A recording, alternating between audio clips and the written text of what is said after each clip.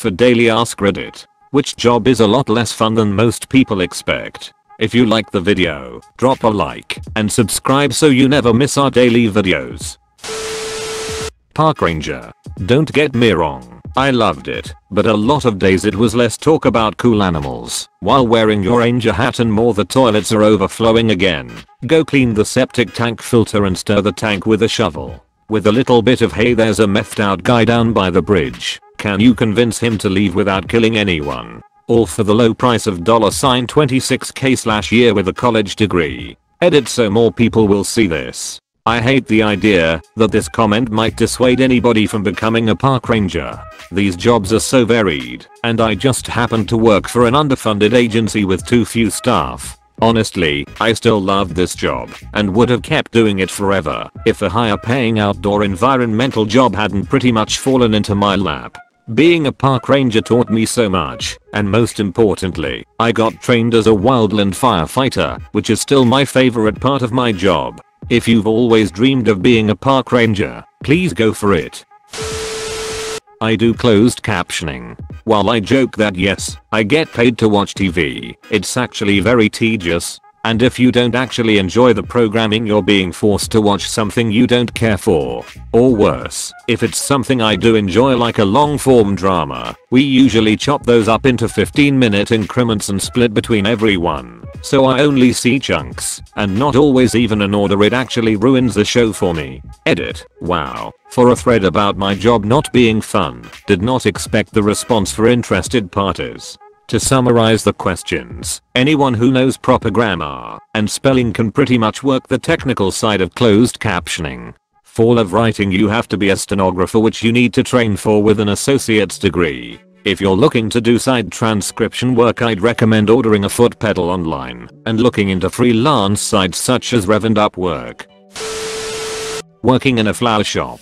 It's just like any other retail job, but people constantly tell you how fun your job must be. Also, helping grieving families choose funeral flowers is not fun. For sure. Dealing with brides, dealing with their mothers, funerals, sitting in traffic making deliveries, waking up super early to get to the flower market, and so much bleach.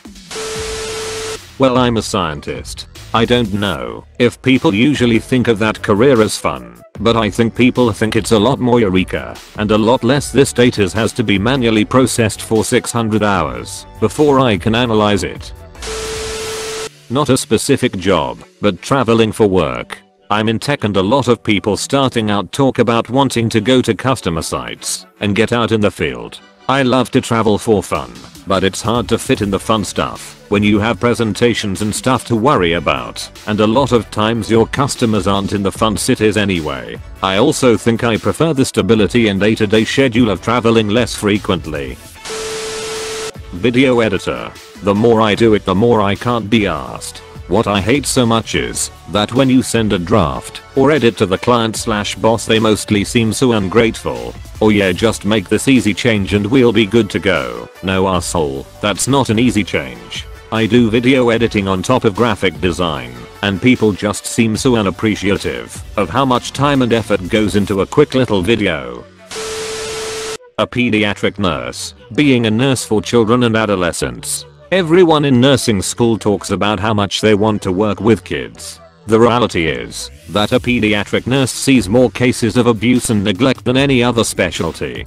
Doesn't matter where you are in a pediatric hospital, it's the thing you see most. I've seen so many DCS, Department of Child Services, caseworkers that I've gotten to know some of them and became acquaintances with them. Sure, working with children and adolescents is great, but people don't think about the most essential piece of that puzzle, which is their families. It doesn't matter how good of care you give to those kids. If you don't loop the parents into that care, you may as well just not be doing anything for them.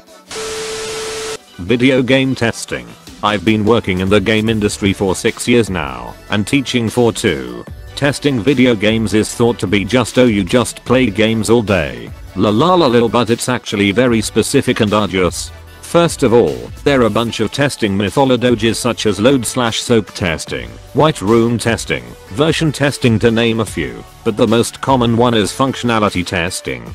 Functionality testing is so, if I walk into that corner with the shotgun in my inventory, I can clip through the wall, but if I have my M16 in my inventory, I don't clip through.